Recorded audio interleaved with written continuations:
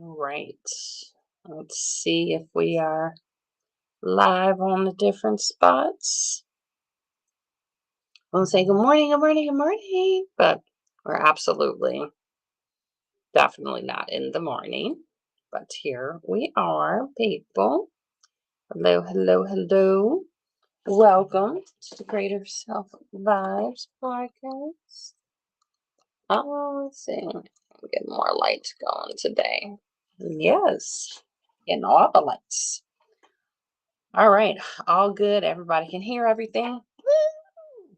Cool on the housekeeping. I think, yeah, I'm gonna get a little bit of this chapstick going right quick before we get into it. Why?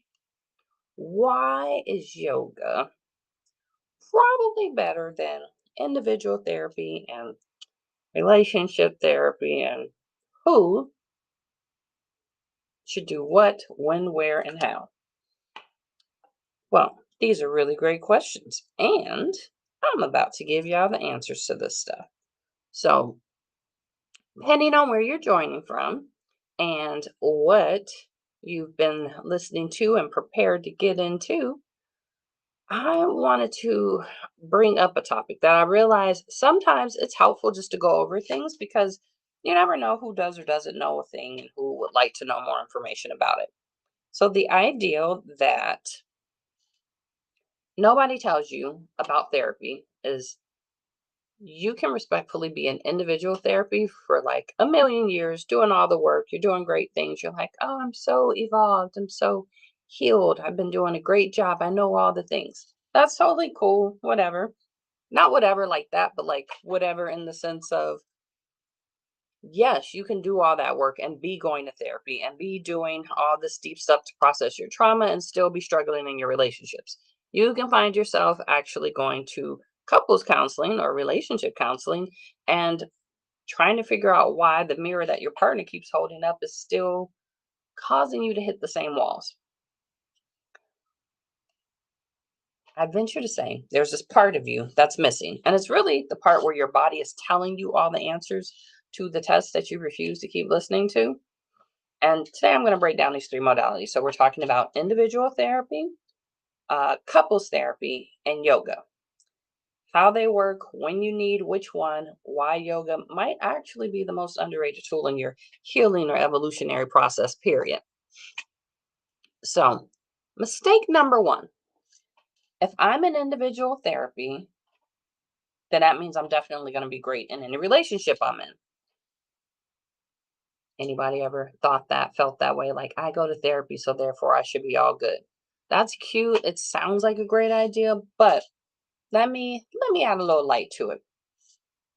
Individual therapy is meant to help you understand how you function, how you process life through the filters that you've lived through, what you have control over, and how you can be better at the ways that you go about taking control of what you choose to do now, the reasons why certain patterns continue to keep happening, where it may have originated from, what you gained from it, and what you'd like to do moving forward to potentially minimize the likeliness of continuing to have the same patterns keep happening over and over again.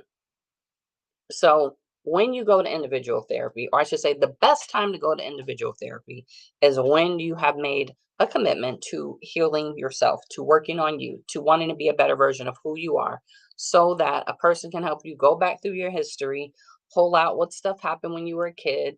As you all know, like, I don't support the healing the inner child. Like, leave that child alone and let that child be a good contractor on or another member of the board called the CEOs of your life and all the people that sit around this table and have their different roles and functions. Let the child be someone who is educating you and advocating for you, not someone to erase.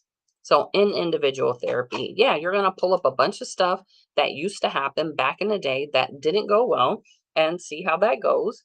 And quick snippet on couples therapy.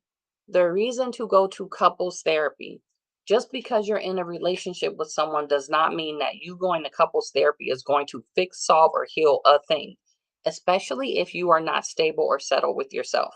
What people don't realize is that, or I should say, a mistake or misconception is if you go to couples therapy, that will automatically fix everything in your relationship.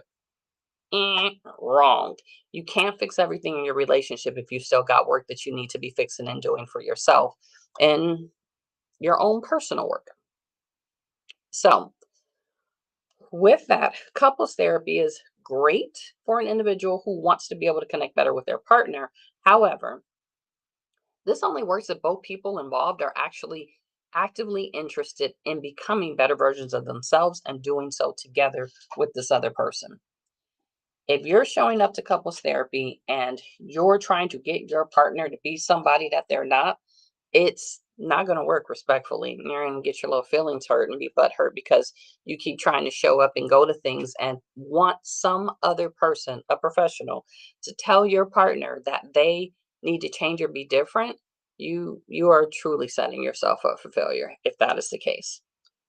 Mistake number three, before we get into all these different things, yoga is just a workout.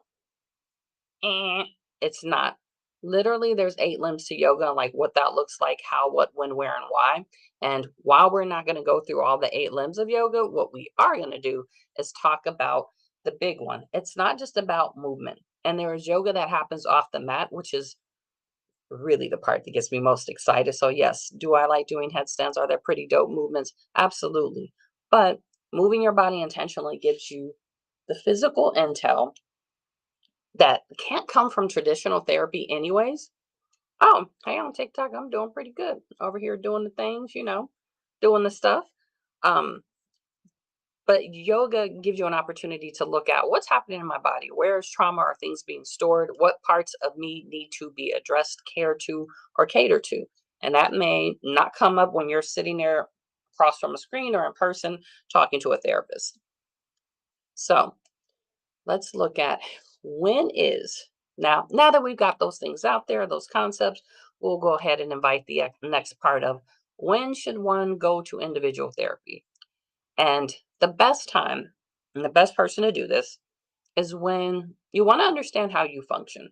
You want to get more insight on processing through things that have occurred and happened in life and why it feels like they seem to keep continuing to happen.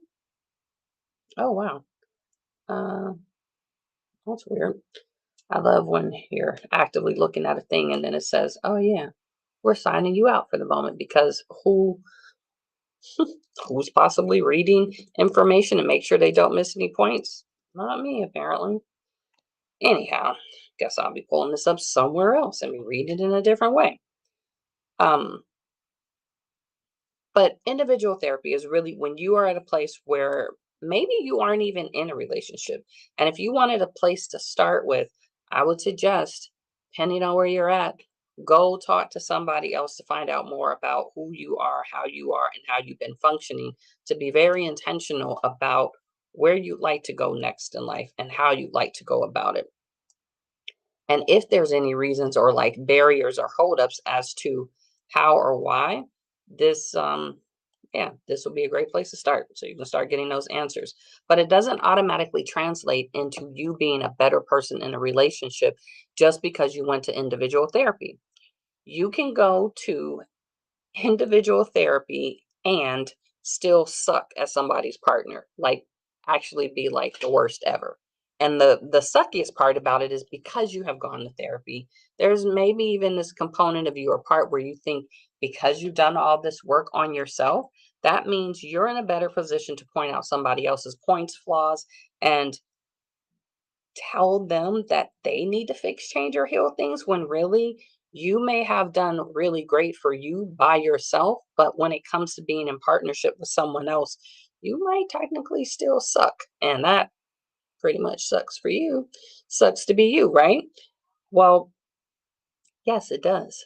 Individual therapy is to address your own personal stuff. It is not an automatic badge of honor that you check off and say, okay, so now that means I'm absolutely going to be great in a relationship because I've done all this work. And let me bring it back around. It will show you some of the patterns that you can address before you get there, though.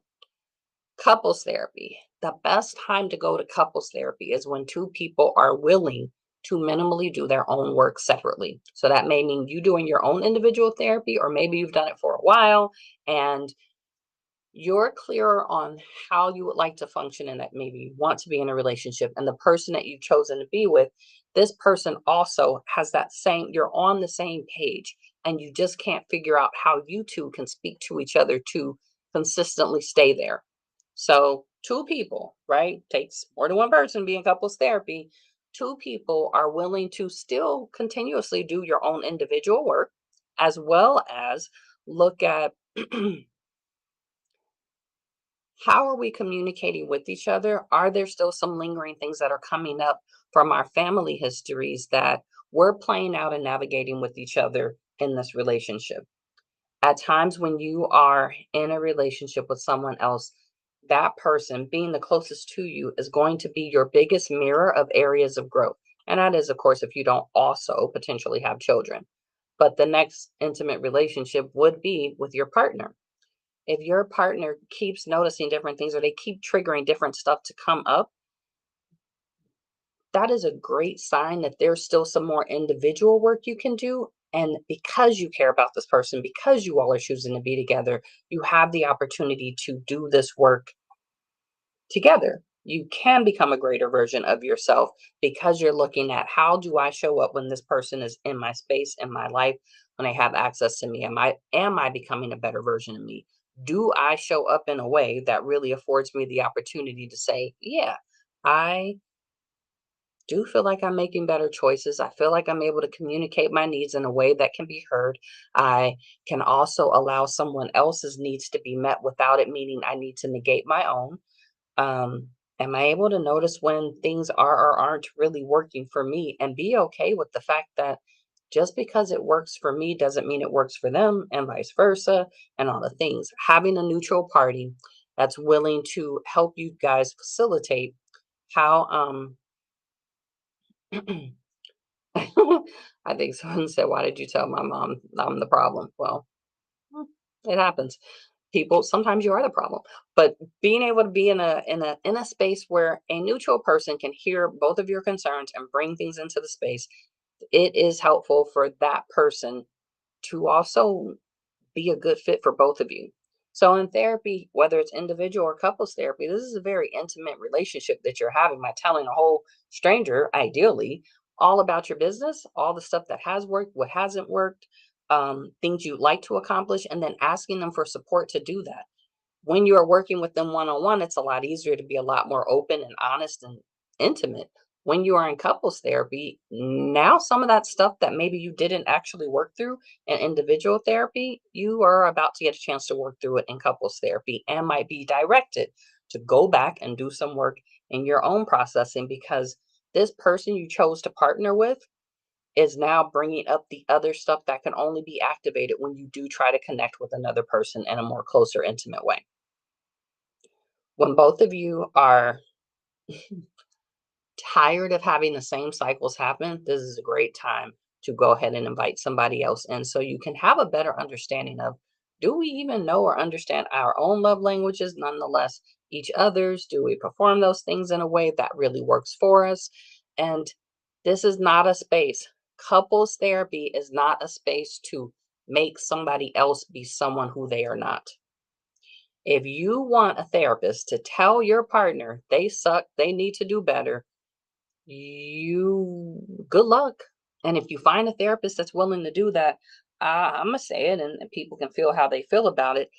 In my professional opinion, that person sucks as a human being if they are willing to take sides instead of opening a space where everybody can see their own stuff being called out.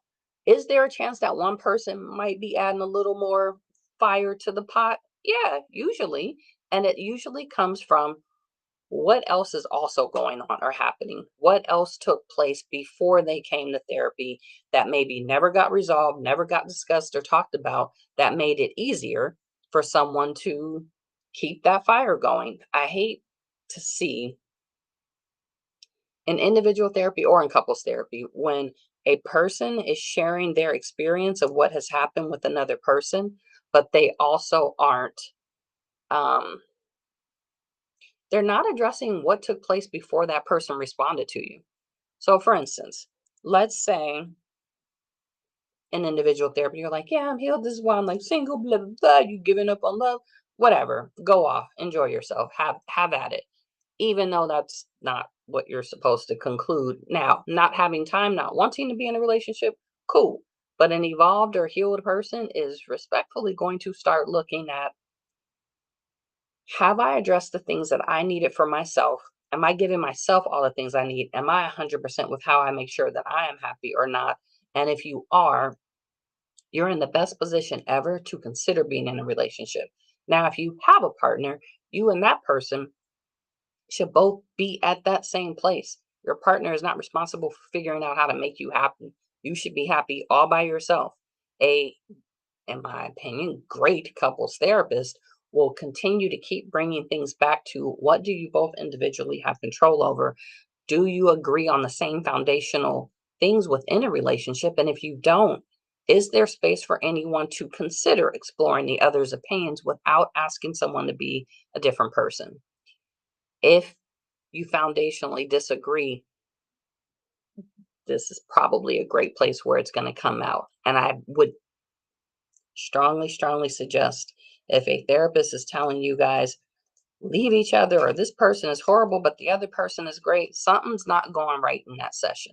So, in couples therapy, if you are expecting the therapist to side with a person, or you feel like they're siding with your partner or that they're siding with you might want to consider getting another person that is more neutral, which is another reason why, if you are going to go to couples therapy, it is best practices, get a neutral person that no one is working with.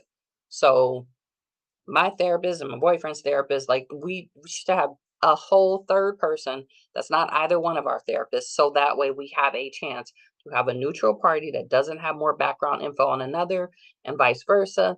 Can someone be really objective still? Yes. I know that I can, but that doesn't change that you don't know if the other person's going to feel safe enough to believe that or feel that that's possible. So if you get a third neutral party, it makes it a lot easier for everyone to have the same experience. And you should interview that couples therapist the same way you interview your individual therapist. When you are meeting with people and doing these consultations, ask questions so you can find out, does this person seem to function in a way that will be helpful for where I'm at and what I can tolerate in my journey of evolution or healing? If you need someone that is going to co-sign on what you're doing, um, for instance, a therapist like me is probably not going to be a great one. If you want someone to say you're great, perfect, and everything is okay. If you are looking for someone who's willing to pull out and confront you on the things that maybe aren't socially acceptable or don't align with what you said you want to accomplish in therapy, in your life, in the relationships, et cetera, et cetera, et cetera, then yeah, that would make sense to work with someone like me who's going to call those things out and ask you, so now what do you want to do? Now that we know the way you're doing it isn't working, what do you want to do differently? Sometimes it can feel like you can't get to those spaces. And then this is where, insert, this is where yoga could maybe give you another chance to actually get more out of your individual or couples therapy, especially when you know which one is necessary and why. Yoga gives you the opportunity to start looking more at what is happening in your body. So, where are you holding tension? Where are you disconnected from yourself? What parts of your body really need attention? And it's creating a roadmap that you can take back to your individual therapist. And even if they don't do the same type of holistic work that I may do and incorporate your whole existence as a person, which I don't know why they wouldn't, but hey, everybody does their thing how they do their thing. When you notice certain things happening somatically within your body, it's giving you indicators and clues as to what should and needs to be addressed in your physical body, and what needs to be addressed um, mentally, ultimately. So when you find yourself in a place of, okay, I feel like my shoulders are stiff, my this, my that, it's tight in my chest, it's hard to stand up straight, like whatever the things are. When you start noticing these different things happening, and especially when you're moving through different postures in a traditional yoga class, this is a great space to start looking at, so what was I thinking, feeling, or exploring at that point in time, and then what else Can I maybe address or bring to my individual therapy? Or maybe this is something to talk to your partner about and say, this is what I notice happening in my body. These are the thoughts that were coming up at that point in time. This is how and where yoga goes from being just on the mat to looking at how is it impacting you in life. What your body is saying and the signals it's giving is giving you also intel into where you can level up or heal mentally, emotionally, spiritually, however, whatever things you're open to just by noticing what's happening in your body. So a person that does seek to be a better version of themselves at some point, whether it's yoga, whether it's working out, whether it's lifting weights or any of the things that you're doing, when you start noticing changes in how your body does and doesn't function, a 1 hour yoga class is not going to like resolve your entire life and soul, but it will absolutely give you some insights into what areas would I like to do a little more work in. If your chest is super tight, you probably got some stuff going on with your heart. You notice in a pose, it's hard to stretch your neck. Your truth is probably getting closed out, classed up. If you struggle to balance when you are standing in any of the poses, this may be also indicating some other things that when you go back to therapy, start looking at how some of those same things could be happening in your life that aren't just in your body. Where do you feel like your voice isn't being heard, you aren't being supported? Where do you feel like your heart is being pulled or torn in different places? And you wouldn't know these things if you didn't take the time to do a more collective exploration of yourself. What's happening in your body? How do you want to talk about it, think about it, and move about it? And here's the part I think that's kind of cool. If you're taking a yoga class specifically, and especially with someone who is not just there to give you a workout, but is helping you really look more into how do I move my body on purpose to release, open up, receive, close things out? And that would typically be someone that's done a lot of deeper or more intensive work therapeutically, as well as just their practice within yoga anyway, since yoga is life. And if you are looking at all the different aspects of it, what's happening in your body is giving you clues about what's going on in your heart and in your mind. And it's allowing you to have the opportunity to start now looking at what do I want to change and do differently that's going to allow me to access a greater version of myself. Do I need to go look at doing individual therapy? Do I need to look at couples therapy if you're in a relationship? Do I need to switch whoever the providers are I am working with if I don't feel like I can get to the places I'm trying to get to, or they don't seem to understand the way that I like to incorporate my life into a holistic practice? Giving you a mini recap. Going to individual therapy, which some people think gives them permission to tell everybody else what to do and how they have evolved so much, it doesn't. Ideally, it should help you be a better version of you, but it doesn't give you a badge to be better than anyone else just because you go to individual therapy. If you've been there for years and you believe that by now you should have been healed, the reality is every time you heal a version of you, it opens you up to create a deeper foundation for the next level of Jumanji that you're going to need to be healing. When you do have a partner, and what maybe you've already had one and now you're coming into this therapy brand new, um, going to couples counseling should not be to cause one partner or the other to now act, be, or do things differently, as much as getting a better understanding of how you two relate within your relationship, how you like to move it forward in a way that allows you both to grow and be better versions of yourselves. And if you feel like this professional is supposed to tell you you're right and you don't have to change or fix anything, you're going into it for the wrong reasons and you're not going to get what you're looking for. And if you do, then I am saying it. That therapist is not doing you the best service by just telling you you're 100% right and your partner is wrong. They are setting you guys up to continue to be in a cycle that doesn't really help or work towards becoming the greatest versions of yourselves or the greatest couple that you can possibly be. When you feel like you are not sure how or which one you should go to, I highly suggest go to a yoga class. Your body's going to give you some information that you can then go take to either one of these two locations and figure it out.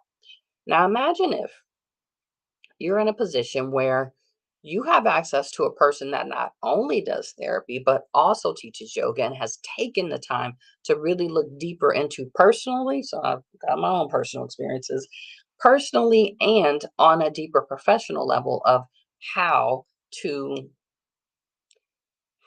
have an experience where without feeling like you're in a therapy session, you get your own personalized session in a safe space with other people while noticing what's happening with your body by the things and the intentions you all set within this experience, getting a chance to write this stuff down so you can come back to it later for sure.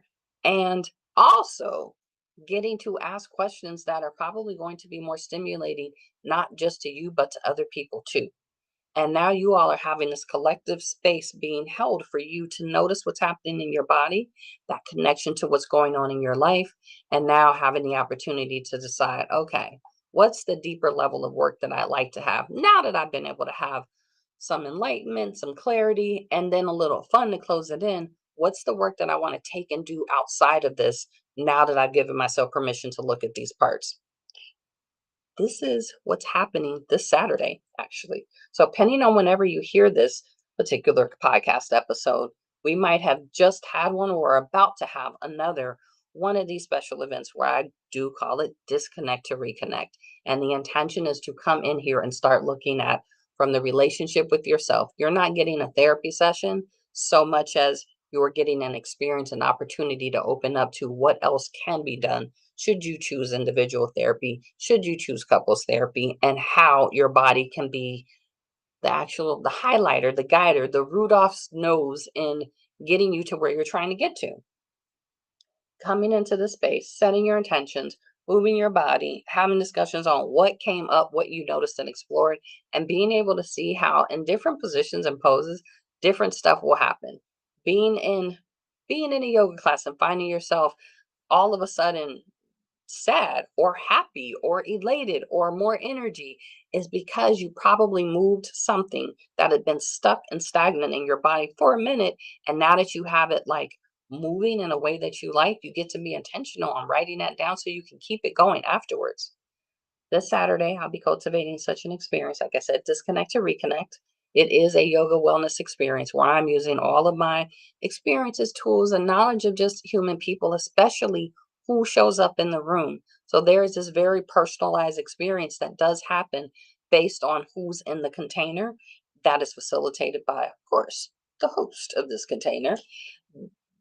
We will be digging into how we can play a little bit, how we can be more intentional about it, what is coming up in our bodies, how we're going to take and move that, shake it out, release some stuff that probably needed to be released, who knows how long ago, and then move into a space of, and now what do you want to do afterwards?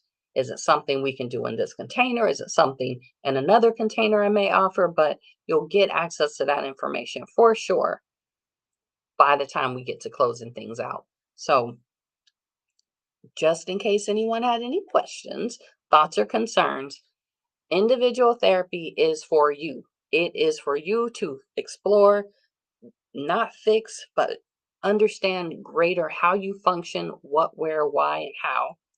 And it is meant to give you an opportunity to do some work that would allow you to be able to relate to yourself and the rest of the world in a better way.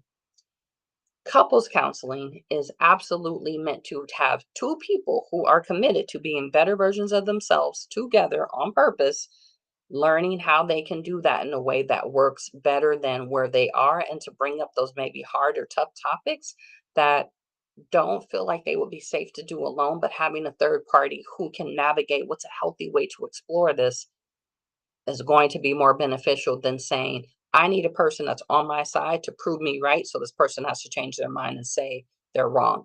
That is not the purpose of couples therapy.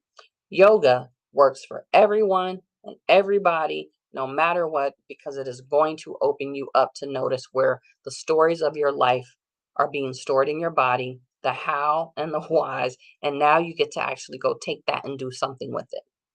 So I'd love to thank you all for spending your quality time with me this particular session and this episode. And if something pops out to you or you have questions about it, I'd love for you to leave me a comment and like tell me what stood out. Do you do individual therapy? Have you been in couples? Are you doing yoga? Have you ever had an experience where any one of those three was like really great? That would be dope to know about. Or they sucked horrifically. Any of the above, and or questions you have about how making this holistic connection of moving your body intentionally through yoga and then being able to choose the appropriate modality of therapy and how to find a therapist that really works for you and making sure that it matches the goals you're trying to get to. I'd love to hear your thoughts and concerns, as well as just let me know you're even out there. So hit a little like, subscribe, all the things. And I look forward to sharing some more info with y'all later. But I'd really love to see you in person or virtually this weekend at Disconnect to Reconnect. We only have a few spaces left.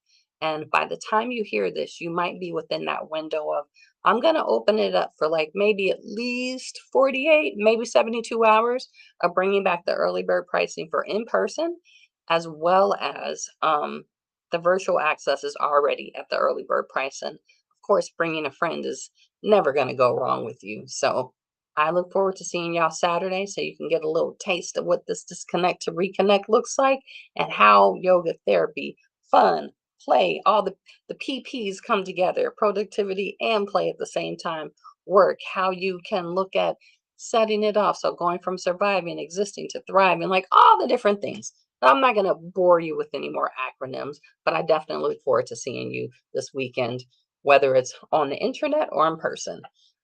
Thank y'all for joining me, and I look forward to seeing y'all later. Have a great day. And now we get to start the process of seeing how well I can disconnect from all the different things at once. Yep, as it doesn't seem to be happening yet at all.